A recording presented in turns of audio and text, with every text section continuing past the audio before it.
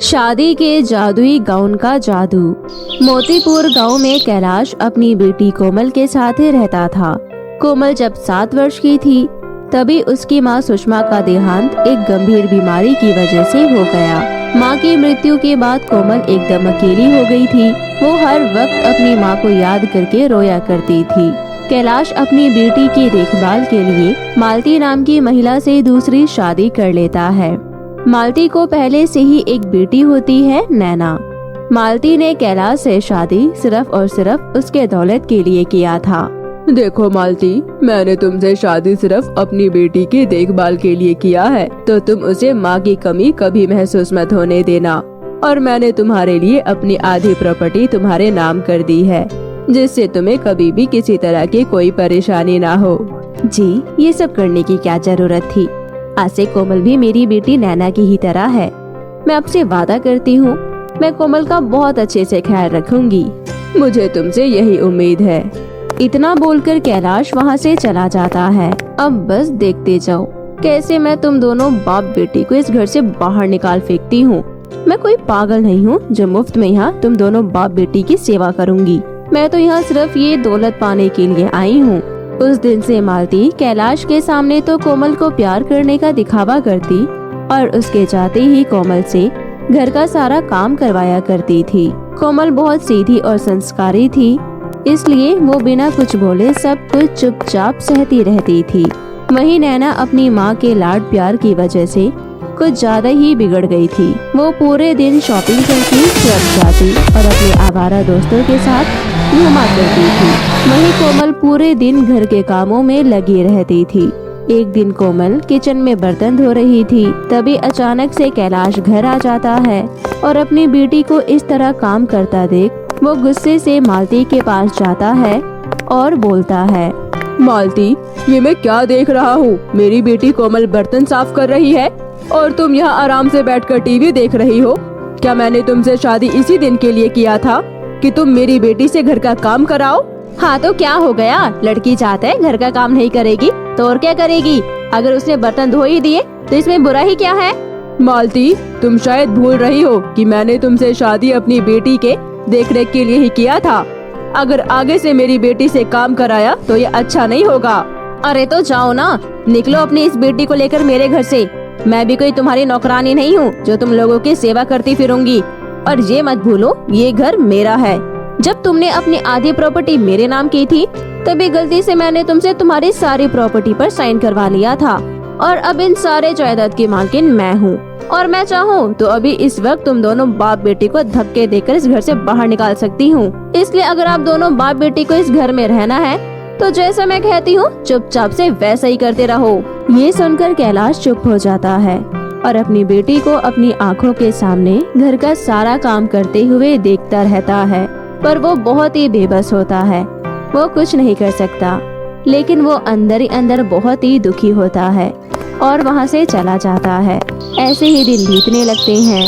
एक दिन मालती और नैना दोनों खाना खा रहे थे। नैना बेटा, आज तुम खाना क्यों नहीं खा रही हो? ओफो माँ, मैंने कितनी बार आपसे कहा है, मुझे घर का ये बोरिंग सा खाना बिल्कुल भी अच्छा नहीं लगता। आज मैं बाहर अपने दोस्तों के साथ ही डिनर कर ली थी, इसलिए मुझे भूख नहीं है, आप ही खा लो। तभी कोमल वहाँ आती है और बोलती है, माँ रसोई में थोड़ा सा भी खाना नहीं है और मैंने आज सुबह से कुछ भी नहीं खाया। माँ, क्या मैं नैना की थाली में से थोड़ा खाना ले सकती हूँ? जब देखो हमारे खाने पर नजर गड़ा कर रखती है, तुझे दिखाई नहीं देता? अभी हम दोनों माँ बेटी खाना खा रहे हैं। अगर हमारे खाना खा लेने के बाद थाली में कुछ बच जाता है तो तुम खा लेना। अब जा यहाँ से और जाकर अपना काम कर। कोमल बहुत ही ज्यादा भूखी थी, इसलिए वो दूर खड़ी थाली में खाना बचने का इंतजार करने लगती है। ये ले खा ले, हमने खाना खा लिया, अब तू भी इसे ले जाकर खा ले। कोमल खुशी खुशी उस बचे हुए खाने को ले जाकर वो खाना खा लेती है। इसी तरह कुछ साल और बीत जाते हैं। कोमल बचपन से ही सुंदर और समझदार तो थी ही, बड़े होने के बाद उसका चेहरा और भी ज्यादा खिल जाता है और वो बहुत खूबसूरत लगने लगती है। नैना भी सुंदर थी, लेकिन वह स्वभाव से अपनी माँ की तरह ही बहुत घमंडी थी। नैना भी अपनी माँ के साथ मिलकर कोमल पर अत्याचार किया करती थी। एक दिन नैना अपनी माँ से कहती है, माँ आज मेरे कुछ फ्रेंड घर पर आने वाले हैं, इसलिए आप उस पर टीचर नौकरानी से बोलकर अच्छे अच्छे पकवान बना देना। मेरे फ्रेंडों में मेरी नाक नहीं कटनी चाहिए। अरे बेटी तू चिंता मत कर, सब अच्छे से हो जाएगा, तू बस अपने दोस्तों को बुला ले। मालती कोमल से बोलकर नैना के लिए बहुत सारा पकवान बनवाती है। शाम को नैना के सारे दोस्त उसके घर पर आते हैं।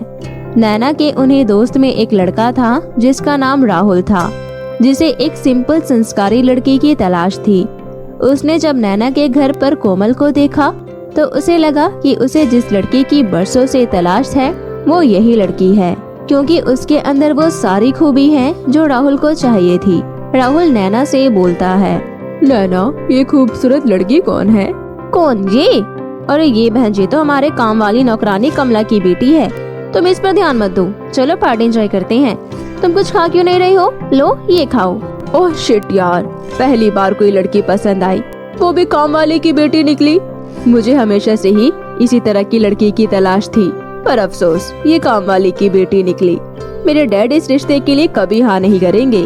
खैर कोई बात नहीं नैना, मैं चलता हूँ, बाय बाय। राहुल की बात सुनकर नैना को बहुत ही हैरानी होती है कि राहुल कोमल से शादी करना चाहता है। वो ये बात अपनी माँ को बताती है। माँ आपको पता है मेरा फ्रेंड राहुल कोमल से शादी करना चाहता है।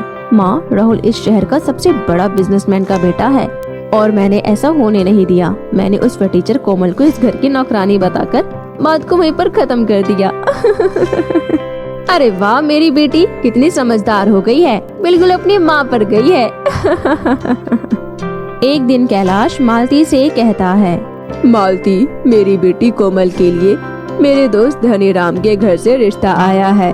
उन्हें मेरी बेटी कोमल बहुत ही ज्यादा पसंद है, तो मैं सोच रहा था कि बेटी की शादी की उम्र हो रही है तो क्यों ना मैं अपने दोस्त के बेटे से अपनी बेटी कोमल की शादी करवा दूं। हाँ हाँ करवा लेना, लेकिन मैं तुम्हारी उस बेटी की शादी में एक भी फूटी कोड़ी नहीं देने वाली, पहले ही बता रही हूँ। अगर तुम्हारे पास अब भी कुछ बचा कुचा होगा तो उसी से अपनी लड़की की शादी कर लेना। मैं तो अभी सारे पैसे अपनी बेटी नैना के लिए जोड़ रखी हूँ, मैं उसे कोमल की शादी में खर्च नहीं कर सकती। मैं अपनी बेटी की शादी बहुत ही धूमधाम से करूँगी। हाँ ठीक है मालती, मैं अपनी बेटी की शादी के लिए तुमसे कुछ नहीं लूँगा। कोमल की माँ की आखिरी निशानी उसके गहने रखे हुए हैं, मैं उसी को बेचकर अपनी बेटी की शादी करूँगा। इतना बोलकर कैलाश वहाँ से चला जाता है। बहुत ही जल्दी कोमल की शादी के दिन भी नजदीक आ जाता है। कोमल बहुत ही खुश थी, लेकिन मालती इतनी आसानी से कोमल की शादी कहाँ होने देने वाली थी। जो जेवर कोमल की सगी माँ के थे वो सारे जेवर मालती चुरा लेती है। इधर कोमल की शादी के लिए गहने, लहंगा, जेवर सब लाना अभी बाकी ही था। मालती खुशी खुशी अपने कमरे में आ जाती है और अपनी बेटी से कहती है, अब देखती हूँ कैसे करते अपनी बेटी की शादी। बड़ा है अपनी बेटी की शादी करने वाला। शादी करने के लिए सबसे जरूरी शादी के गाउन और गहने होता है। अब शादी के लिए गाउन ही नहीं आएगा तो शादी कैसी होगी। अगले दिन कैलाश खुशी खुशी कोमल से आकर कहता है, चलो बेटी चलो, तैयार हो जाओ, हमें तुम्हारी शादी के लिए गाउन खरीदने भी जाना है। मैंने तुम्हारी माँ के कुछ आखिरी निशानी रख रखी है, अब उसी को बेचकर जो पैसे मिलेंगे उसी से तुम्हारे लिए शादी का गाउन और गहने बनवा लूंगा। अब चलो बेटी। कैलाश गहने लेने जाता है तो वो हैरान रह जाता है, क्योंकि वहाँ कोई गहने होते ही नहीं है। हे भगवान, सारे जेवर कहाँ चले गए? अगर जेवर नहीं मिले फिर मैं अपनी बेटी के लिए गाउन कहाँ से लेकर आऊँगा? परेशान होकर कैलाश अपनी बेटी कोमल को सारी बातें बताता है। बेटा मुझे माफ कर दो, जेवर कहीं मिल नहीं रहा है और तुम्हारी सौतेली माँ तुम्हारी शादी में एक भी रुपया नहीं देना चाहती है। अब पता नहीं तेरी शादी कैसे होगी। कोमल अपने पिता को परेशान देखकर वो भी बहुत दुखी हो जाती है और दुखी मन से घर से बाहर निकल जाती है और एक पेड़ के नीचे बैठकर अपनी माँ को बहुत याद करती है। माँ आप मुझे इतनी जल्दी छोड़कर क्यों चली गई? माँ देखो ना, आपके बिना मेरी शादी कैसे होगी।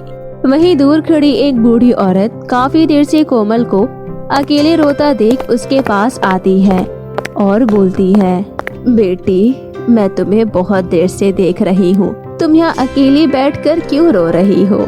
कोमल उस बूढ़ी दादी को अपनी सारी आपबीती बताती है।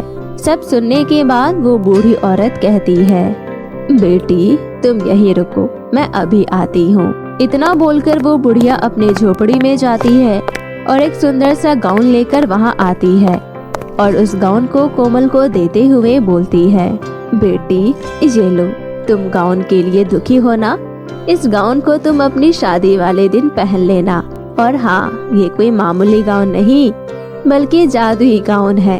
तुम इस जादुई गाउन से जो भी बोलोगी तुम्हें वो सब मिल जाएगा। लो बेटी। क्या जादुई गाउन? पर दादी, आपके पास ये जादुई गाउन कहाँ से आया? बेटी, मैं जादुई बुढ़िया हूँ और मुझे ईश्वर से वरदान प्राप्त है कि मैं जितने जरूरतमंद लोगों की मदद करूँगी मेरी जादुई शक्तियाँ उतनी और ज्यादा बढ़ेगी। और तुम्हें इस वक्त इस गाउन की ज्यादा जरूरत है।